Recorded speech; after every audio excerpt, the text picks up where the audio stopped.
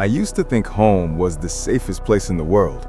You shut the door, turn the lock, and somehow believe nothing bad can reach you.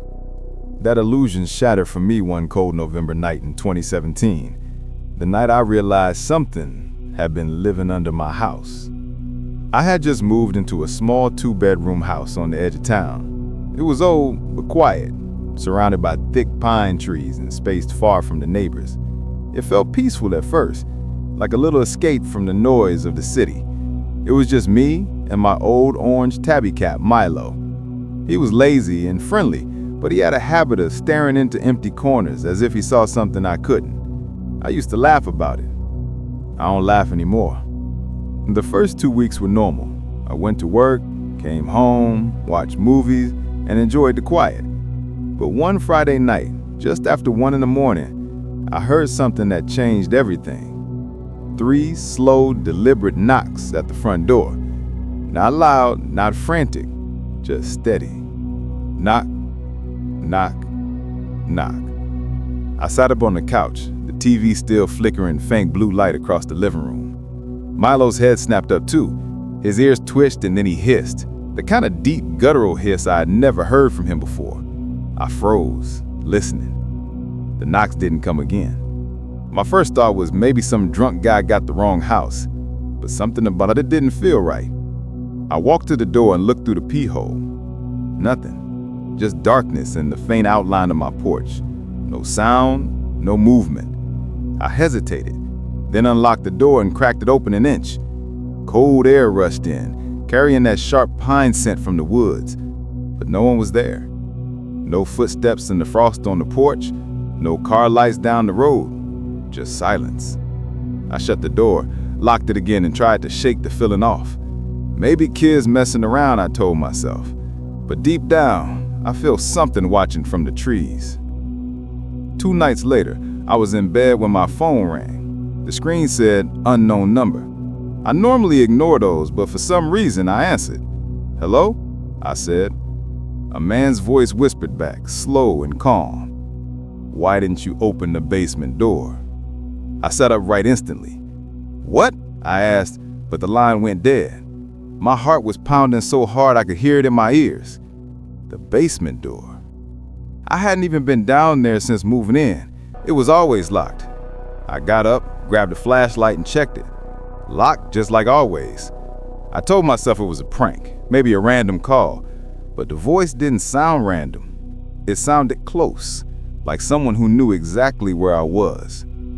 That night, I barely slept. Every creak of the old house made my skin crawl. The wind outside sounded like whispering through the trees. The next few days, nothing happened, but Milo began acting weird. He followed me everywhere, even to the bathroom. He would sit by the basement door and growl quietly, like something behind it was bothering him. I thought maybe a mouse had gotten in. Old houses are like that.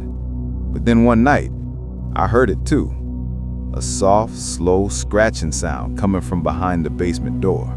I turned off the TV and listened. Scratch. Scratch. Scratch. It was faint, but real.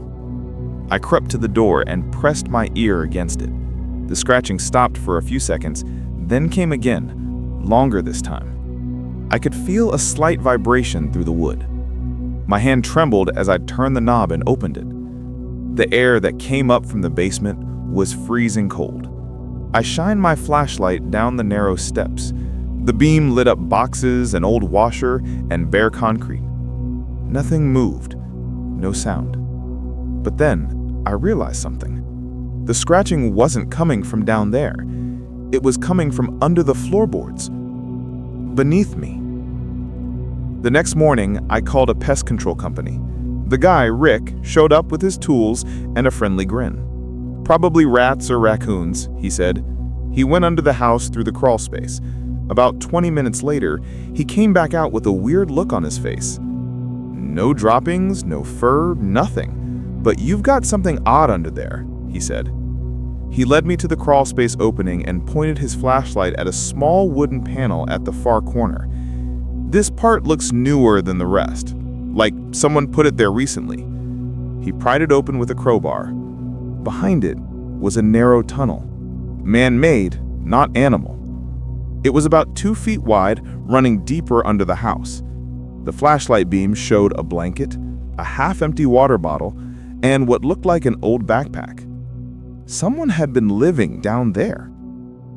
I felt sick. We called the police immediately. They searched the woods and checked the area but didn't find anyone. One of the officers said it was probably a homeless person using the space for shelter. That explanation didn't sit right with me. Who hides under someone's house without them knowing? Who knocks on their door in the middle of the night? Before leaving, one of the officers pulled me aside. Her name was Carter. She asked, "You live alone?" I nodded. She frowned. "Then get better locks. Maybe stay with someone for a bit." When I asked why, she hesitated before answering. "The footprints under your house were fresh, adult-sized, probably male." That night, I didn't sleep. I locked every window, turned on every light, and sat up in bed with a kitchen knife in my hand. Around 3 a.m., Milo jumped off the bed, first standing up, staring toward the hallway. That's when I heard it. Footsteps. Slow, heavy, deliberate footsteps coming from the kitchen. Thump. Thump. Thump. I froze. My heart pounded so hard I thought it would burst. The sound moved closer, creaking the wooden floorboards. It stopped outside my bedroom door. I could see 2 shadows beneath the crack of the door, feet. Someone was standing there, breathing. I grabbed my phone and silently dialed 911. The operator answered, and I whispered that someone was inside my house. She told me to stay quiet and lock the door. I whispered, "It's already locked." Then, the doorknob turned. Slowly. It rattled, then stopped.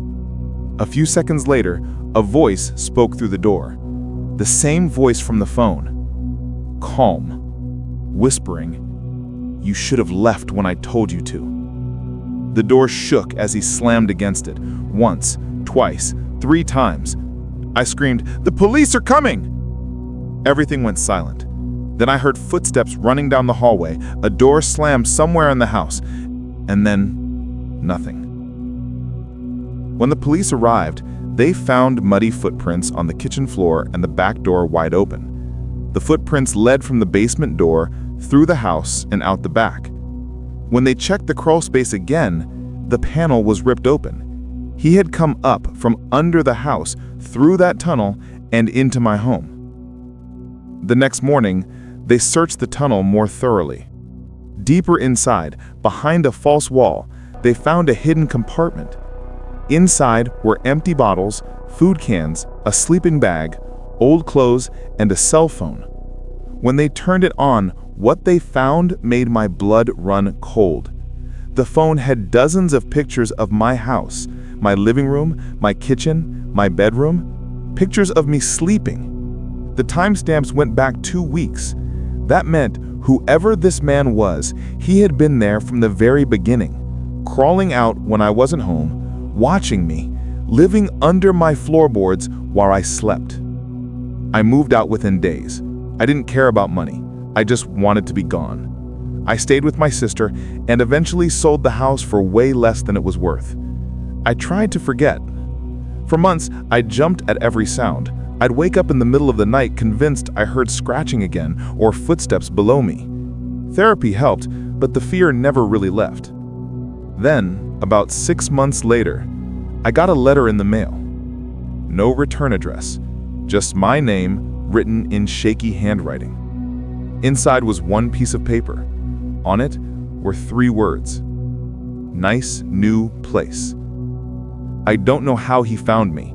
I'd moved to a new city, changed my number, and told no one my address except my sister. There were no fingerprints on the letter. The police couldn't trace it.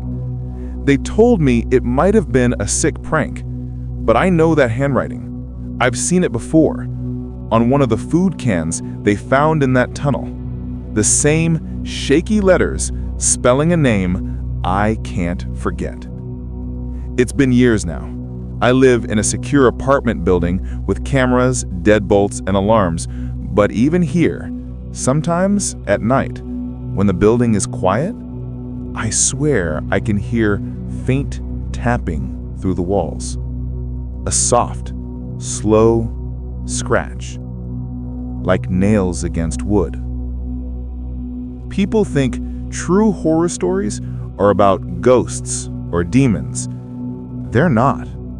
The real monsters are the ones who watch you from the dark, the ones who study your life, learn your habits, and crawl beneath your home, waiting for the night you finally forget to lock the door.